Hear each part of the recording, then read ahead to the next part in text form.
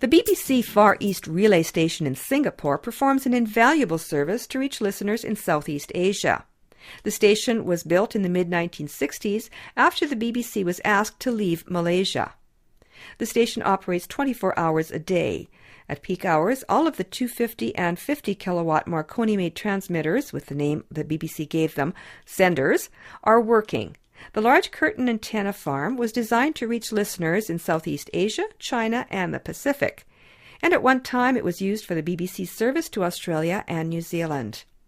Today the station is not operated and maintained by the BBC, but is managed by Babcock Communications. The station is also used by other broadcasters, Deutsche Welle, Radio Netherlands, and Radio Japan, to reach their audiences. After waiting for a taxi in the rain for 15 minutes, Keith took the 35-minute taxi ride to 51 Turret Track in Kranji, located in the northwestern part of Singapore, to meet with Cindy Yao, the manager of the station, and Tan Lam Sun, the senior engineer. Both have been with the station for over 25 years.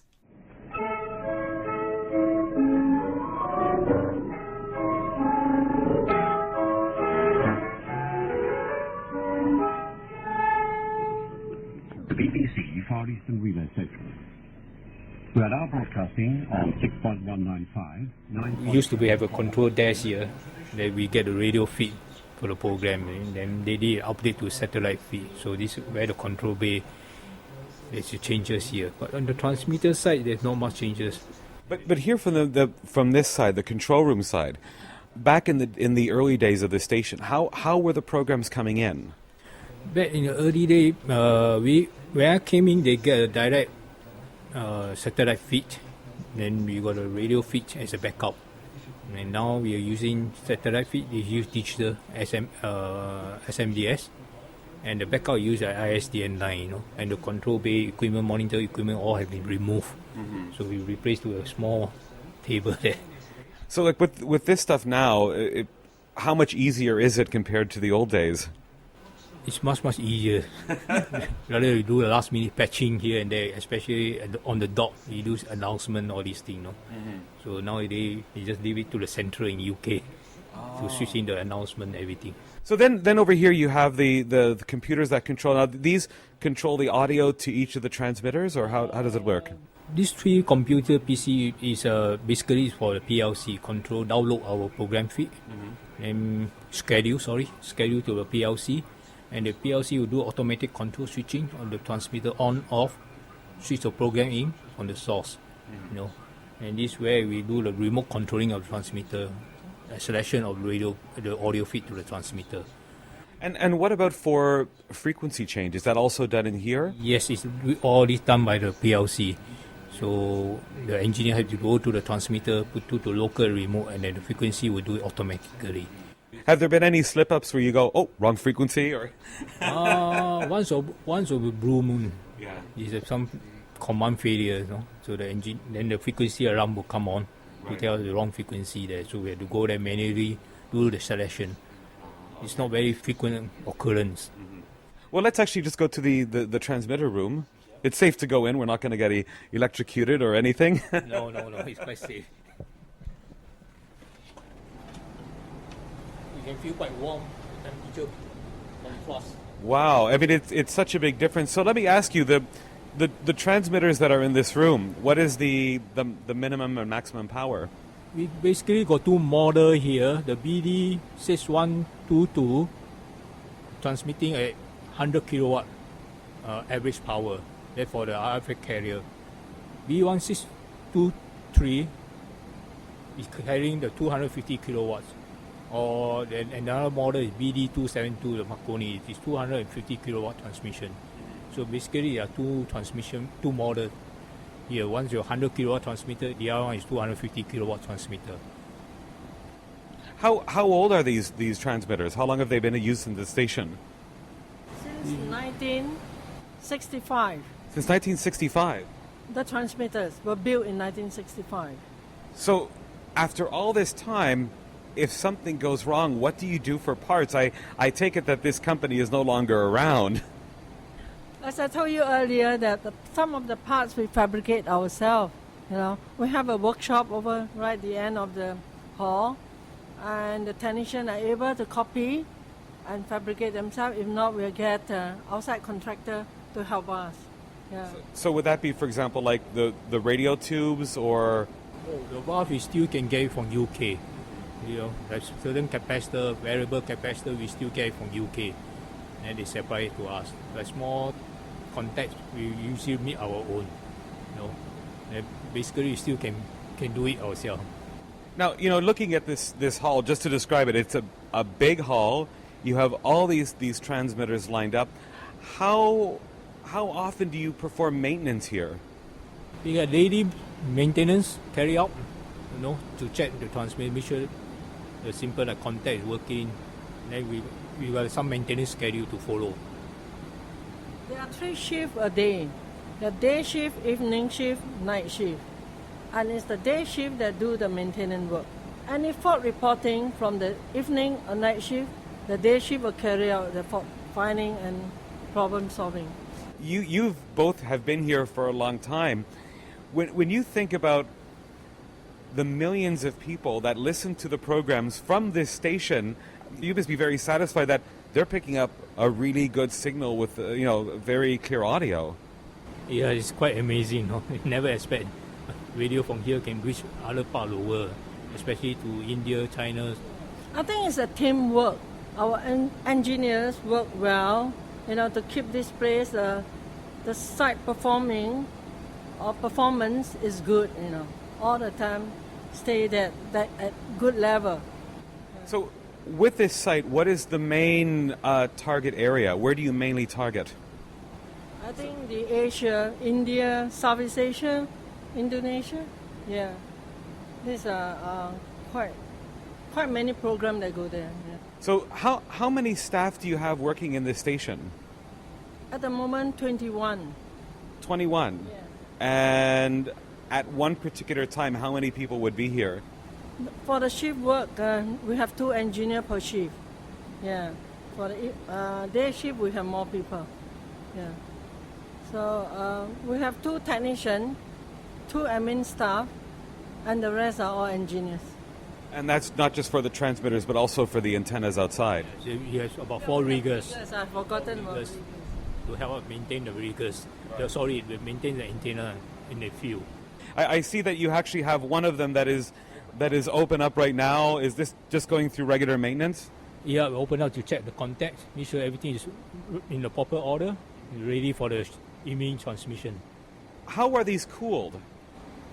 Basically, this water cool and vapor cool. The water are feed in from the glass tube, as you can see, and it's boil out, and the steam go up on the glass tube there, and it cool by heat exchangers there.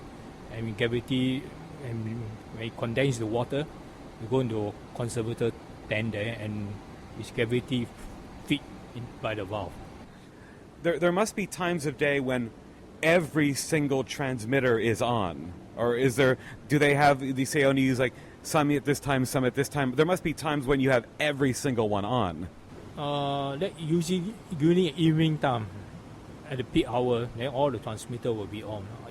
Usually after 5 GMT. The schedule, I can see that. We will look at the schedule chart. Can I show you a schedule chart? Yeah, sure. We'll see the schedule chart, and we also see some workstations with some spare parts. For the night shift, I think the transmission ends at 1:30. No, 2 a.m. 2 a.m. 2:30 a.m. 2:30 to 5:30, right? 2:30. During this period, the transmission is off. This is how it ended. May the 1st this year, specially modified stealth helicopters set off for Pakistan in the dead of night. But how did it all begin? This was a character unlike any we've seen. People think that mission international broadcasting, all you're doing is recording programs, setting the programs out, and that's it. But there's a lot more work to it than that. I mean, this of course is probably you can say the heart or the brain of any broadcast institution. The amount of man hours to go in to use, say, 2-3 frequencies just to reach an audience on the other side of the world, it is quite incredible. I mean, you must have a personal passion for this kind of work, do you? Of course. I won't be working 24 more years here. So when you wake up every day, do you wake up and say, do you ever say to yourself, I can't believe I'm doing this? Yeah, Yeah. Really? So when you're looking to make parts, how do you find somebody that can do it? I mean, because you said that some of the parts you designed yourself, but you must have to meet special, say, technical requirements and safety requirements. Of course, we try it out first, test it out, see whether we can stand it. Can we walk this way? And it works, then we fabricate all the parts. Careful. So with all the RF that's generated here and in the in the transmitter hall, are you limited, let's say, to the amount of hours that you can spend in one particular area? No, because I think it's quite in the safe level, so I don't think that's an issue. Especially we're walking around the area field, I don't think you get RF burn unless it's staying directly underneath that area they're rating 250 kilowatt for a few hours, and that won't be happen. Okay. Most time we are moving about. So, like, say, have you ever come out here, and I mean yourself? Do you have a shortwave receiver? At home I have. You used to monitor, Yeah. So not in the office here, because if your transmitter on, you will jam out the shortwave. Right.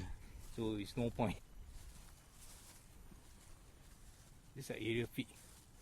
So what about these feeds as well? How often do you change these feeder lines? No, you don't change it unless it's burned. It's burned. Careful. So far it's quite lasting. Once in a while you get horizontal feeder burn, all these things, so we replace it. And considering that Singapore is in the tropics, what about lightning strikes? Very lucky we don't get strike. Okay.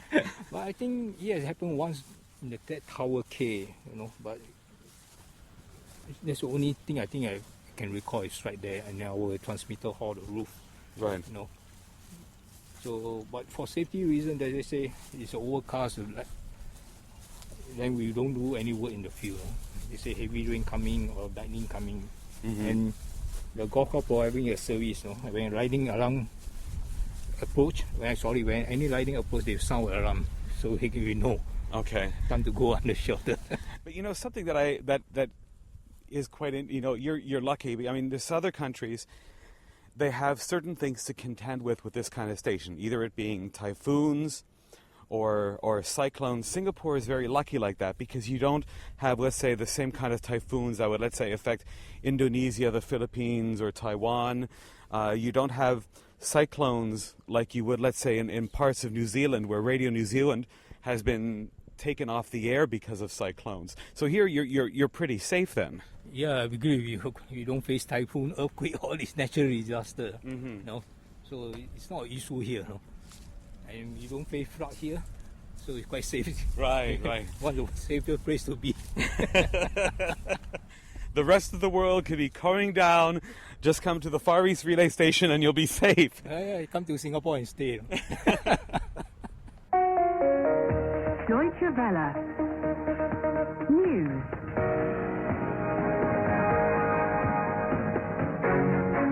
This is Mark Hallam in Bonn. US President Barack Obama has announced that politicians in Washington have agreed on a deal to raise the country's debt limit and avoid default. The deal will cut about $1 trillion from government spending over the next 10 years and establishes a... And I was speaking there with Tam Lam Sun, who's the senior engineer. And we also heard in that piece Cindy Yao, who is the manager of the station, who started off as a secretary many, many years ago. Both of them certainly do have a passion for this kind of work.